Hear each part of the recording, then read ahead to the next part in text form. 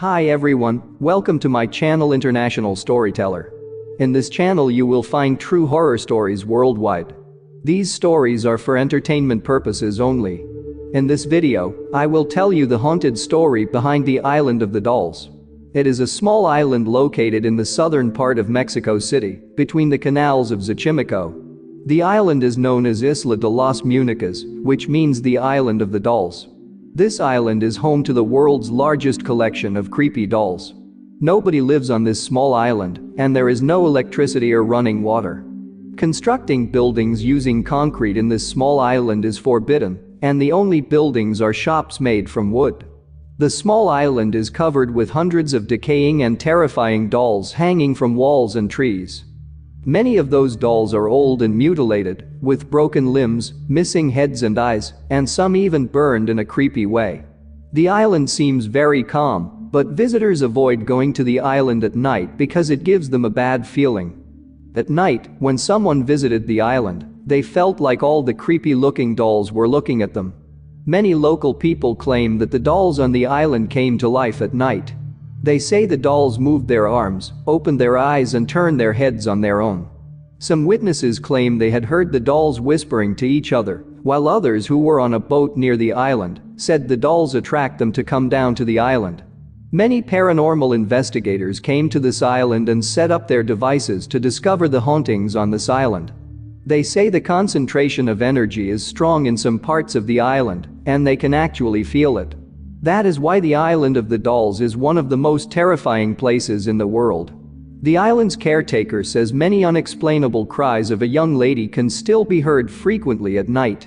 He believed the appearance of these unwanted broken toys would scare away the spirits that were haunting this island.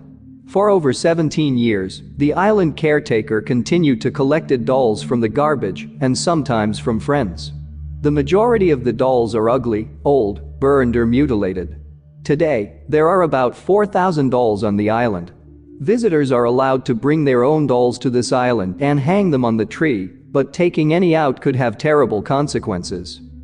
Who made the Island of the Dolls? What is the true story behind the Island of Dolls? In order to know this, let us hear the story of the Island of the Dolls.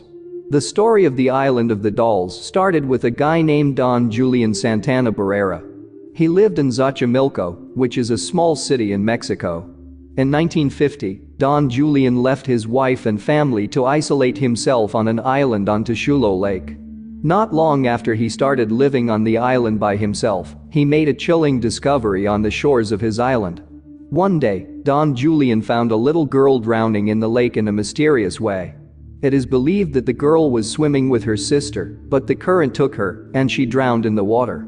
Don Julian jumped into the water to save her, but the little girl was already dead from drowning. Don Julian felt very upset because he was not able to save the little girl in time. He buried the dead body of the little girl on the island. Then the spirit of a drowned little girl started haunting Don Julian. One night, he heard the voice of the little girl screaming from beyond her grave which says, "I want my doll." The next day, Don Julian found a doll floating down the canals where the little girl's body was supposedly found. He believed the doll belonged to the little girl. So, he picked up the doll and hung it on a tree as a way of showing respect and offering to the spirit of the little girl. But this incident has changed the course of Don Julian's life and the shape of the island for years to come. Don Julian considered himself as the caretaker of the small island. He thought that the one doll, which he considered belongs to the little girl, was not enough. So he started hanging more dolls in an attempt to please the little girl's spirit. He soon realized the dolls themselves were possessed by the spirits of the dead little girls. So he continued to collect dolls from the garbage and sometimes looked in the canals for old, discarded dolls. He even used to trade his vegetables with dolls in the market. Then he would bring the dolls to the island and hang them on the trees. For more than 50 years, he continued to build up this island with dolls hanging over the entire island.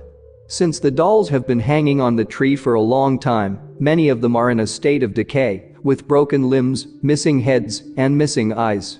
According to Don Julian's relative, he was driven by some unseen force on the island. Don Julian devoted the rest of his life to the spirits of the little girl whom he was unable to save from drowning. After 50 years of collecting dolls and hanging them on the island, Don Julian was found dead in 2001. His dead body was discovered in the exact spot where the little girl had died from drowning. Some believed that the spirit of the little girl dragged Don Julian into the water and killed him, while others say he had a heart attack. Regardless, many believe his death was caused by the little girl's spirit, which is said to still haunt the island to this day.